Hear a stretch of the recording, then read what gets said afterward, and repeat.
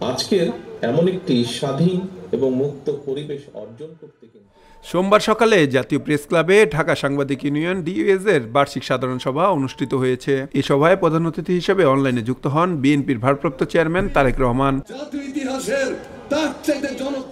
সভায় বাংলাদেশ জামায়াতে ইসলামীর secretary general অধ্যাপক মিয়া গোলাম পরোয়ার বলেন, সরকারের সিদ্ধান্তে জনগণের আকাঙ্ক্ষার প্রতিফলন ঘটছে না। বিএনপির ৩১ দফার আলোকে সবাইকে ঐক্যবদ্ধ হওয়ার আহ্বান জানিয়ে বিএনপির স্থায়ী কমিটির সদস্য অধ্যাপক ডক্টর AZM জাহিদ হোসেন বলেন, ৩১ দফা জনগণের আগামী দিনে স্বাধীনভাবে বাঁচার সনদ। এছাড়াও এ সময় অন্য নেতারা বক্তব্য দেন। ৫ই আগস্টের গণ অভ্যুত্থানের গণ আকাঙ্ক্ষার প্রতিফলন হচ্ছে এই অন্তর্বর্তীকালীন সরকার। এটা ছাত্র জনতার আকাঙ্ক্ষা পূরণের জন্য তারা এসেছেন। তাদের দায়িত্ব হচ্ছে একটি নির্বাচিত জনপ্রতিনিধিদের হাতে ক্ষমতা হস্তান্তর করে আমাদের গণতন্ত্রের পথে নতুন অভিযাত্রাকে সাফল্যমণ্ডিত করা।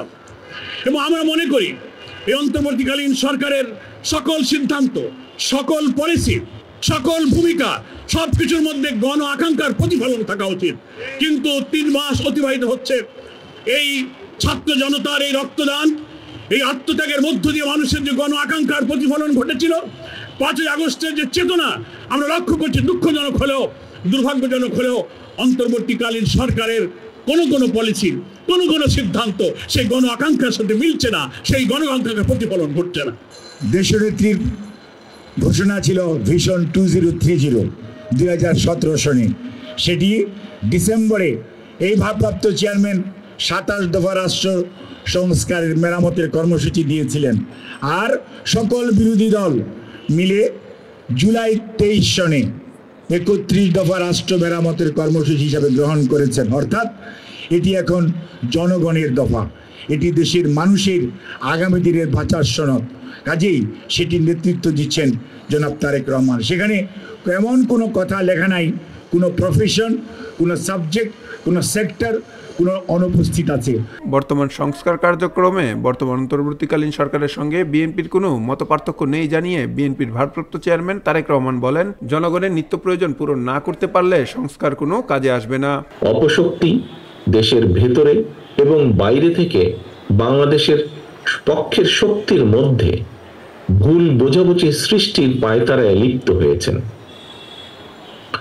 তবে সবাই যদি আমরা সতর্ক থাকি, বাংলাদেশের পক্ষের শক্তির মধ্যে ভুল বোঝাবুঝির অবকাশ থাকবে না বলেই আমি দৃঢ়ভাবে বিশ্বাস করি। তারেক রহমান বলেন, বিএনপি মনে করে সংস্কারের পাশাপাশি একটি যৌক্তিক সময়ের মধ্যে অবাধ ও সুষ্ঠু নির্বাচনের ব্যবস্থা করা দরকার। কোন সরকারই জনগণের ভোট ছাড়া ক্ষমতায় থাকতে পারবে না।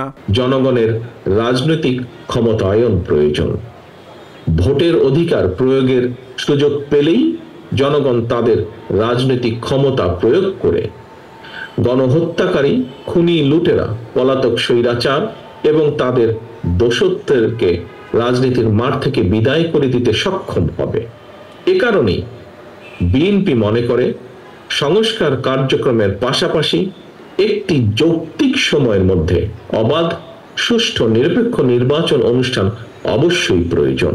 তিনি বলেন, আওয়ামী লীগ আর গণতন্ত্র একে অপরের শত্রু। চলমান গণতন্ত্রকে বাধাগ্রস্ত করতে এই মুহূর্তে নানামুখী ষড়যন্ত্র চলছে। বিতাড়িত অপশক্তি আর বাংলাদেশের রাজনীতিতে ফিরতে পারবে না বলেও দাবি করেন তিনি। আওয়ামী লীগ স্বাধীনতা একসাথে যায় না। আওয়ামী লীগ আর গণতন্ত্র একে অপরের শত্রু। অপরদিকে বিএনপির কাছে গণতন্ত্র, বাক, ব্যক্তি আর স্বাধীনতার, সংবাদপত্রের স্বাধীনতা নিরাপদ। স্বৈরাচারের সময় গণমাধ্যম বস্তুনিষ্ঠতা হারিয়েছিল উল্লেখ করে সাংবাদিকতায় বস্তুনিষ্ঠতা বজায় রাখার আহ্বান জানান তারেক রহমান। বিগত পলাতক স্বৈরাচারের সময় আমরা দেখেছি গণমাধ্যমের প্রতিটি শাখায় অধিকাংশ ক্ষেত্রেই বস্তুনিষ্ঠতা প্রায় হারিয়ে গিয়েছিল। লেখক, সাংবাদিক, বুদ্ধিজীবী কিংবা যে কোনো মানুষের মধ্যেই যে কোনো বিষয়, যে কোনো ইস্যুতে দ্বিমত, ভিন্ন মত থাকতেই পারে এবং এটি গণতান্ত্রিক সংস্কৃতির সৌন্দর্য। তবে ভিন্ন মত অথবা ভিন্ন দ্বিমতকে শত্রুতা কিংবা নির্লজ্জ দলাদলিতে পরিণত করলে কি পরিণতি হতে পারে, গত ১.৫ দশকে দেশের জনগণ এটি হাড়ে হাড়ে টের পেয়েছেন। তরুণ বেগী, ভোরের পাতা, ঢাকা।